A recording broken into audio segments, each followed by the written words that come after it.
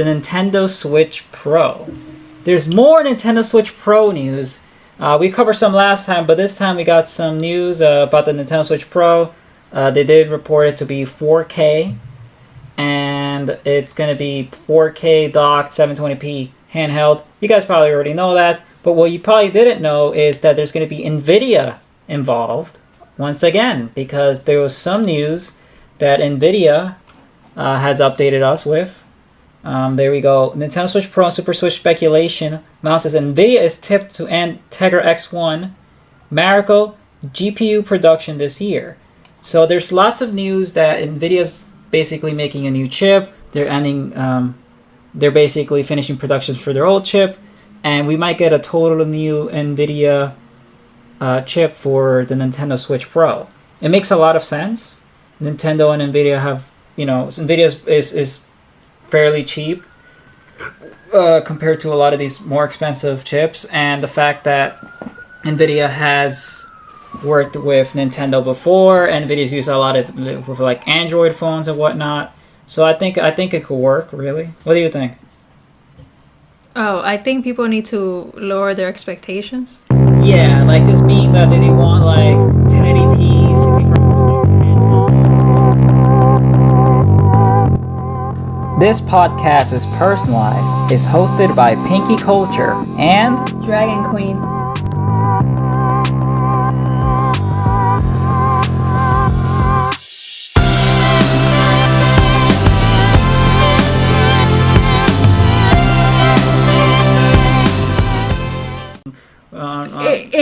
If the competitors can do that, Switch can do that. Exactly. Like, yeah, it's just gonna be a kind of a beefed up Switch, but not like super beefed, not like on steroids. It's just like a little more beefed up than what it previously had. I mean, they've done this before with the new 3DS. They've done this before every time they make a new rendition to the old system. Yeah, this is what's this gonna be? It's not a whole new console. It's just gonna be a revision. Yeah. Which, I mean, I'm still kind of excited because they're not just improving the port with the 4K stuff. They're using OLED screen, which is an improved screen using usually in Android phones. Like, think if you have a Samsung on you, that's what it has. So, yeah, that's pretty cool. Now there was another leak. This is recent. This is a potential leak. I would say is a rumor. It's not 100%. Take it with a grain of salt. But the rumor says that the console has been delayed to 2022. It was originally supposed to be out this year, but the possible delays to 2022. And it might use the DLSS, is deep learning super sampling. So yeah, it's basically deep learning. It's like an AI that while let's say you're playing a video game, it activates as you're playing, and it renders the graphics as it upscales as you're playing the game. That's a new technology, and apparently that technology is already out. It's not new, but it's being used now. Potentially going to be used in the future for like Nintendo, because this has already been used in, if you have a PS5 and things like that. Like if you have like the latest console, Just a bit of a fact check. DLSS has not been available in the beginning of the PS5. It's something that's going to be implemented soon. Multiple articles are saying this, but it has not been implemented yet. I thought it was because of the way they've been phrasing it, but it's not. It wasn't there since the beginning. It's something that's going to be probably the next wave of PS5s and Xbox and PCs. So that's just a little editor's note. Like, Nintendo was always a step behind in the tech department. That's because they want to maintain the price range. That cheaper price range. So they kind of the way I see Nintendo is that like anytime something new shows up, they're gonna like incorporate it years later when the price goes down. That's the Nintendo model. So for those who have really like high expectations, you shouldn't, because you have to always think this company wants to keep their prices low in order to be more affordable than the competitors. Because at least they have that. They might not be as powerful as as Xbox Series X or PS5, but at least they have a cheaper alternative. It's more accessible to more people. That's why they've always been put it with the family friendly type of thing, because usually families are able to afford them and get it for their kids and such. So Yeah, and there's always, I mean, yeah, that's mostly true, but there's always going to be these third-party rated, third-party adult games. Always in Nintendo systems. This not a foreign concept. They have before, and there's some rated M like third-party stuff already on the Switch.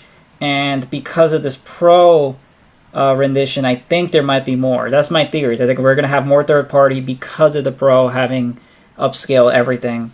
Not by an insane amount, but just good enough for like more third party. Yeah, because it always feels like the third parties like tend to avoid the Nintendo Switch. It's a little bit annoying. I wanted them to be clamoring at the doors. We want to be on it. Yeah, and it's like when the Wii U came out, like, there wasn't barely any games, but when the Switch came out, everyone wanted a piece of action. Even though the games didn't come out as great, that's just like, playing things on the go. That already like made their third parties at least a little more interested. And I think the Pro is gonna get them back in the mainstream a bit more. So our system is gonna be on hopefully it's gonna be on 4K. Let's see. Well, docked, not 4K docked, obviously. Yeah. A 720, well, handheld, right? Yeah.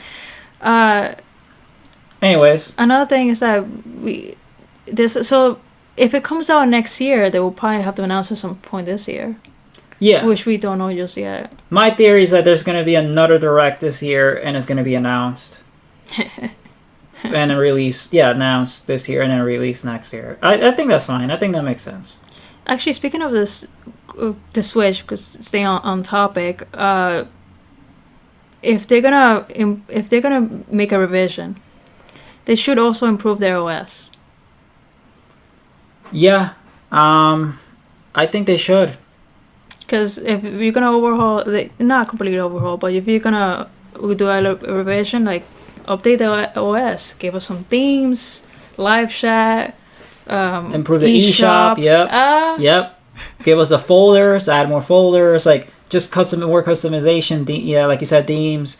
Like themes are basically stuff you put in the background on your system. Yeah, but everyone that had 3DS or just DS, they know about that. Yeah, no, DS didn't have themes. 3DS had introduced it. Oh, gotcha. Yeah, and they haven't done that ever since. Even though a lot of people liked it. Yeah, we love the themes. Yeah, the themes were great. Having your custom background and things like that. Because you know how cool would have been if they could have themes now. They would have been able to, have those themes, offer them, either for free or for $1 or $2, like they used to. And especially now with all the anniversaries for all these franchises, it would be fantastic. We could have had Zelda themes, Mario themes, Pokemon themes, Donkey Kong, Metroid, Sonic.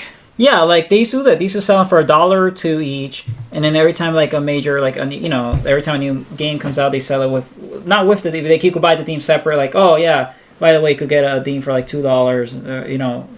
And especially with the whole games having major anniversaries, like you said. That's why I mentioned you could buy a $2 theme for your Switch. Like that's already like more money in their pocket. More money for Nintendo. Like exactly. It's why I mentioned those particular franchises, because they're all turning something. Yeah. Like 25, 35, 40, whatever it is. 30. Yep. Wow. I don't feel old at all. Mm-hmm. So and also the online. The online, my theory is that April, because Mario is Mario All-Stars, which was the Nintendo 64. Oh yeah, Mario's dying at the end of... Oh yeah, everyone get Mario stuff now, because Mario's dying at the end of this month. Yeah, so the meme is that they're taking a lot of Mario games off the shelves, and which mostly is going to consist of Mario 3D All-Stars. So a lot of people say that because they're taking those stuff off the shelf and off the eShop, they're going to replace it with having an online service or something like that. And the fact that there's, I talked about this in the last podcast, that they did a major update for the servers. All the Nintendo Switch servers have been updated. Like they used to operate on Windows 95 or something like that, like XP. Yeah, something old, and then they switched now to like Windows 10 for like all the servers for Nintendo, and I was like, okay, so they're really trying to push the infrastructure in order to probably make some kind of major update, in order to have like a Game Boy Advance. yeah. So I think that because of this, they might introduce new online services. I think April is gonna start a new Nintendo like. April and onward is gonna be crazy for Nintendo. Doesn't April when Pokemon Snap drops? Oh yeah, the end of April. Yeah. So April is gonna be probably an important month. In my theory, April's gonna be an important month for Nintendo. Especially because they gotta announce more. They gotta announce more Zelda stuff because of anniversary. So yeah, it was about a week ago now. Well. Yeah, the reason why they're not giving Zelda the. People are upset, like, oh, how come you didn't mention that Zelda's anniversary and all that stuff? It's because they're trying to finish the Mario stuff. They're just gonna plus do it. They're gonna look. They're doing, and don't forget the Pokemon. So there's so many anniversaries. They gotta give everyone time. Right, and they're doing Skyward Sword. That's their little mean gift. It's funny because they actually no one. Everyone, the internet does not really like this little remake, but it's still gonna sell well anyways. Oh, that's actually not the. I think the consensus was the fact that they didn't even mention Zelda Anniversary. They just said, "Here's the go. That's a game." That they didn't go. They didn't say any mention. Right, but I think that they're going to release Skyward Sword. That's going to be something at least for that, and they're probably going to have more Breath of the Wild 2 announcements, because the only announcements was we're still working on it. So I think they were going to have that was brutal. Look, at least they're acknowledging it, and we never know. It might come out next year alongside with the Switch Pro. I think that could be a good thing. Yeah, they could customize the Switch Pro to look like the Breath of the Wild 2 stuff. Yeah. That'd be nice. The same with, I wish they could do the same with Arceus. Yeah, Legends of Arceus. I don't think so because Legends of Arceus comes out early 2022, and I don't think the Pro is gonna come. I mean, maybe, but we'll see what happens because things could be pushed back or forward. Right. So 4K. Nintendo Switch 4K. You know what else? You know what else is 4K? You know who got caught in 4K other than Nintendo and their system? EA caught in 4K. Scandal, a major scandal for Electronic Arts. Oh man, we hate that. I love seeing stuff like this. Not because it happened, but because EA once again taking L's. When I first heard about this, I was like, "Yep, we got to talk about it." Dude, EA at some point was considered. I heard this one factoid that EA was considered one of the worst companies in the planet. Oh yeah, wasn't that? It was some kind of survey. Yeah, there was some kind of survey. It was a couple years ago, right? That when they were asked what is the worst company, EA won the survey. Yeah, you never want to win that. And now in 2021, there's a major scandal. Apparently, an employee allegedly sold the coveted Ultimate Team cards from the FIFA 2021. Yep. So the people were, they're working on FIFA. And one of the employees that worked on the game was selling. Basically, there's these cards. The cards contain characters, right? Character data, and for the players, for the players, in FIFA. So think about it at Animal Crossing. A card that gets scanned and then the character appears. Oh, kind of like amiibo cards. Yeah, it's the same, basically the same thing, but for the players in FIFA. So that led to some kind of black market, and since the employees have access to these cards, and probably a player with better stats or whatever, I never played FIFA, but basically they're on the side, some kind of side hustle. One of the employees is selling those cards for like thousands of dollars. That's insane. I think that's a huge scandal. This broke the internet. This is not just like a minor. This is like everyone is talking about this, and rightfully so. Like EA is infamous for just being money hungry, and this is just another thing in their list. It's like another. You gotta keep on that. I didn't expect that on my bingo card. Yep. is another thing for the bingo card or whatever, EA Gate bingo. Yeah. Uh, I mean, what they did to Sims was already bad enough. Like, I'm a big Sims fan. Look what they've done. And now the FIFA, like, jeez, man. The thing about EA is they have, like, franchises that are played by a lot of people. FIFA, NBA, all these things, sports games. They're very big amongst the normie crowd. right. Actual athletes play these games. Back in school, in high school and stuff, like, all the athletes will play, all games. the jocks will be playing these. Yeah. All the normies. Yeah. All the jocks and normies, yeah. And all the Stacy's be playing Sims and shit. Like, I mean, I'm the exception of the nerd that plays Sims, but that, whatever.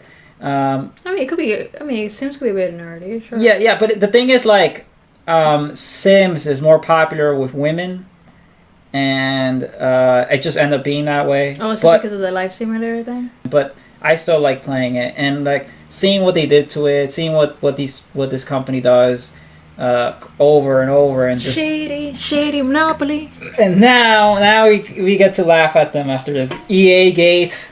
It's all over Twitter. # EA Gate. Icon cards are amongst the most sought after in FIFA Ultimate Team. They include legendary players such as Ronaldo, Pio, Ronaldinho, Zidane, Ruud Gullit, whatever, and they're near impossible to obtain through the mode's controversial loot boxes.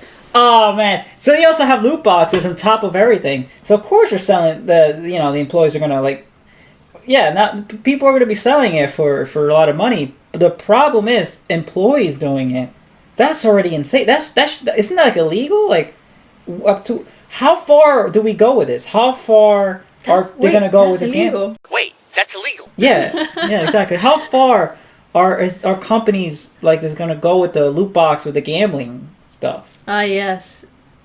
Yeah, the reason EA keeps fighting is because they know that if they lose this, like if this could go to court on this loot box and stuff, which I think it has before. If they lost this, it will be a major blow financially to them. Exactly. And it's like this loot box stuff got huge with the CS:GO community with the skins on the knives. Oh yeah. You put like little skins on the knives. Yeah, I remember that. And they call it skin insanity, where people like literally go insane, lose thousands of dollars on cosmetics. On video game cosmetics. It was the CS:GO skin insanity. I don't know if you noticed, but people really love their customization and cosmetics in games. That's fine, but spending thousands of dollars? True, that is pretty wild, though. That's insane. Plus the price of the game, because CS:GO is not a free game. Yeah, CS:GO is not a free game. But are people insane? And look what happened. I don't know if it's just insanity, but it's also the company themselves making it putting these cosmetics and all these things behind a paywall. Just because the microtransactions will make them money if in case like their game is free or it's not a full price game. Like, well, gotta get that money somehow, which I understand. But like the way the EA does things is so shady. The EA sells you full price games and then have microtransaction loot boxes and all the and sometimes I think they even put ads in the game, like in the logo. Oh yeah, that was happening. Sponsorships, ads in a $60-$70 game, ads. That's what I'm saying. It's one thing to do it with games that are free or don't cost the same as a full price game. But the reason why, like you were saying, it is shady is because they're just doing it with full price games. Yeah, exactly. Sad. So well, I got some good news. Yes. We got some good news. Some independent. I've been really into finding handheld stuff, and after Alienware put out that concept, the UFO concept, which is a Switch lookalike. Well, it has PC games. Yeah, it runs like kind of like a PC. Exactly. When they put that concept out there, people really were intrigued. I think it was the last E3 or something. Or was it CES? Right. It was one of those. They put this out. And people were very intrigued, but I think the reason why they didn't push forward to make is because it looked almost exactly like the Switch. Yeah, and I think the controls were pretty much like little Joy-Cons were removable, which just that could be put down as possible getting sued. But now we have something called the Anya Neo, which I just saw. I read an article that now this is going to be an Indiegogo Indigo or like Kickstarter type of situation where you put in money, and when it gets funded, they're supposed to make it and then send it out to you. Yeah. So yeah, it's a crowdsourced project. People put money. They could either pay for it, like kind of like a pre-order, or just put money because they want to support the project. Exactly. And it's gonna be it's very limited range. It's only gonna be sold to a few hundred people. Well, yeah, because again, this is indie. This is not a major company doing this. Small company or individual. I don't know, but it's not a major company like making this, so they can't mass produce it. Exactly, but apart from the fact that it's just recently that the production has been able to open up more manufacturing and such, because they actually had to hold back because of the past year they couldn't actually try anything because of current world events. Yeah, and this seems to be a major competitor on something that kind of already existed. That was already like a portable PC type thing. Not like a laptop, but like more of a portable PC console hybrid thing. They've been around for a couple of years, called GPD. They're not very nice looking, but they are effective. Like they have like high memory. The minimum is 256 gigabytes. Like these things are pretty powerful, but the problem is they don't look good. A lot of them have the keyboard. The ones that don't, they're kind of cheap, and they kind of look like a DS kind of. And it's like, it's okay, but these been around for a while. The GPD were like it's basically like a Windows console type deal, and whatever, it's like they've been around for a while. So when I heard about like a new console, I'm like, oh, it's another GPD thing. Okay, but then I looked into it, and the AO Neo looks really good. Yeah, so Anya is a startup behind the industry's first crowdfunded handheld Windows 10 based game console. It has an AMD Ryzen 5 4500U system on chip produced using TSMC's N7 fabrication process. 6 cores running at 2.3 gigahertz / 4 gigahertz. That's crazy. I mean, like, that's basically like it's your laptop pretty much. Is it? I think my laptop's a little stronger. Yeah, mine's a 7. This is a 5. It's a little weaker than my laptop, but I think it's up to par with my brother's computer, so that's pretty good. Like that, and that's already good enough. That could play a lot of games already. Yeah, but it's already a pretty big deal. It was almost on par with your laptop. Yeah, it's a lot of It looks like a. It doesn't look exactly like the Switch. No, I wasn't saying it looks exactly like the Switch. What it looks like is like a high tech Switch. Yeah, like a futuristic Switch Lite. It says here it's gonna have like good battery. I think it was 5 hours. So yeah, it's pretty good. I'm impressed that like and independent people are doing this. And if this idea catches on, like let's say Microsoft decides to do some a portable, because PlayStation hasn't done anything portable since the PS Vita.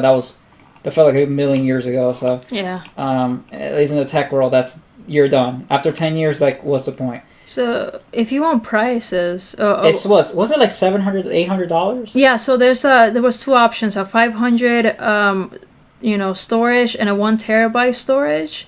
I think that the 1 terabyte is $889, $869, something. It's like in the 800 range, which it's a bit pricey.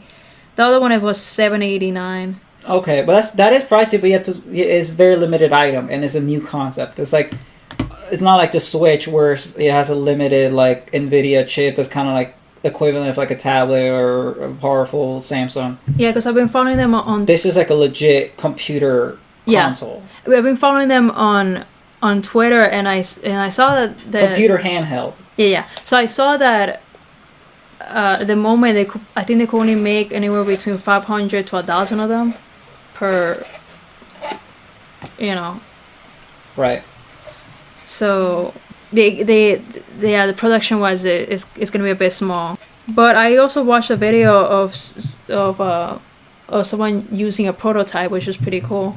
That's good. I mean, like, I'm glad that this is happening. I'm glad that, like, we get new players in the game, because this could be big. If a big company decides, I'm going to do my own handheld and compete with Nintendo, like the PlayStation Portable, and PlayStation Vita used to compete with Nintendo all the time, and now Nintendo kind of won the handheld market, and there's no competitor. There's no one is competing in the handheld market. The other reason I'm excited is just because after seeing the Alienware UFO concept, I was like, I want this to be real. Exactly. Like, someone make this. Yeah, it doesn't have. Well, obviously, I don't want it to look like the Switch because that could lead to problems. Obviously, but no. If it looks like its own thing, and it runs like like it runs like a I do like the design though, because it looks like you could hold it in your hands. It's a handheld. Yeah, some handhelds aren't really handhelds. If you think exactly, they're not comfortable on your hands. Yeah, so like the ones you were showing me for the GPD. Yeah. They look weird, but they look a little weird. They're powerful. Like they're old. I also care about aesthetics. Yeah, aesthetics matter. The how it feels on your hand matters. All these things matter. Well, in other major news, today was the Xbox Bethesda event. They reintroduced, I would say, a bunch of games, and all of them are going to Xbox Game Pass, the subscription service.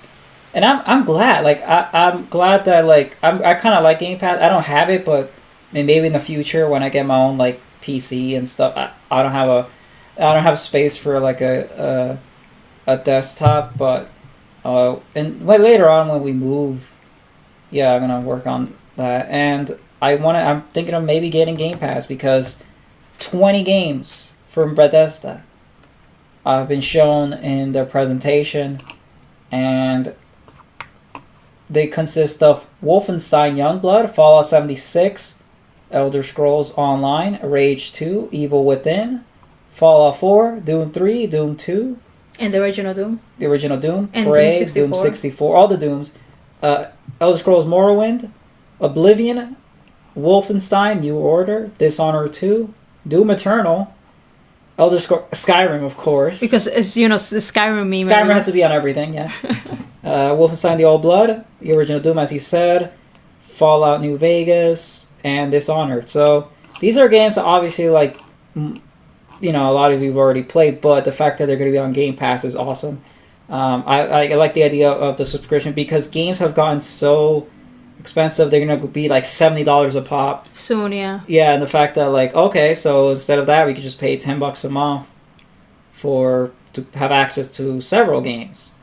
And sure. Now the board game's a barrier, and I think that this model works. Nintendo also did this model with retro games, but the problem is that a lot of it's lacking. And they didn't add enough. They didn't add enough. They promised 2 games a month, something like that. They were going. It was like we were getting 2 games a month at some point, but then at a certain point, we stopped getting games altogether for months, and it's been only recently that they brought it back, and it's like, okay, so you missed out on all these months. Yeah, please add the Game Boy Advance. And there's no Game Boys or Game Boy Advance or anything. The Wii U has Game Boy Advance. Even the Wii U has more virtual old school games than the Switch, and I think that's an embarrassment because the Wii U, as bad as it did, at least it had a solid retro lineup, while Switch I feel like is lacking in that department. That's why I theorized that Switch is gonna have a different tier where you pay more, you could have access to more games or whatever, a bigger service. And if you introduce Game Boy Advance, even Nintendo 64, and maybe bring back Virtual Console and sell GameCube and Wii, that'd be cool. Just have a retro library for everybody, and they could either pay for the games or do the subscription, whatever. This is a new model, and I think it might work. I think it might be the next thing. The Netflix for video games, or Netflix for retro games. Hell yeah! Why not? I think Nintendo can do it. They've been updating their servers. So yeah, this is big for Xbox. Epic. Very much so. Hey, wait! Don't forget the new game, Teenage Mutant Ninja Turtles. Yeah, Teenage Mutant Ninja Turtles have been announced. New game. It looks like the SNES one. Was it Battle in Time or something like that? Yeah. I played that one, the SNES one. I like it. Turtles in Time, I think. Yeah, this has a very 90s feel. Right. But it's for now it's only on PC. Yeah, it's only PC, and they said that it's supposedly coming to consoles. We just don't know which ones. So yeah, so it's on PC. I know this looks like this game looks like it's made for the Switch because it looks like a retro game, but it's only on PC. So PC Master Race. But yeah, they're gonna put it on consoles, which is good. Hopefully it goes on the Switch. Yeah, it's gonna be on Xbox, PlayStation, all that jazz. Yeah, it's exciting too. The possibility of getting a really good Turtles game in a while. Yeah. Because the show has been awesome, but the game's been kind of lacking. It's lacking in the sense that there hasn't been any. Not that they're bad. It's just that there hasn't been any. Exactly. Yeah. It's one thing like, yeah, we're making these shows.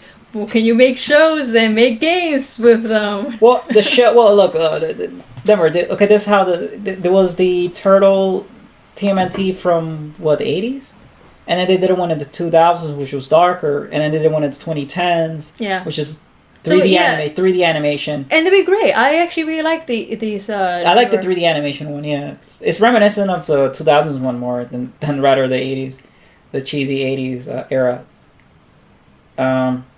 And yeah, the animated show, the Teenage Mutant Ninja Turtles, was it Heroes in a Half Shell?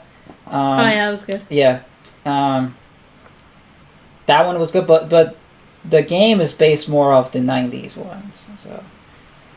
Yeah, cool. my Raphael tattoo is very happy. Yeah. or mad. He looks mad actually. Yeah. Any closing thoughts? Fuck EA.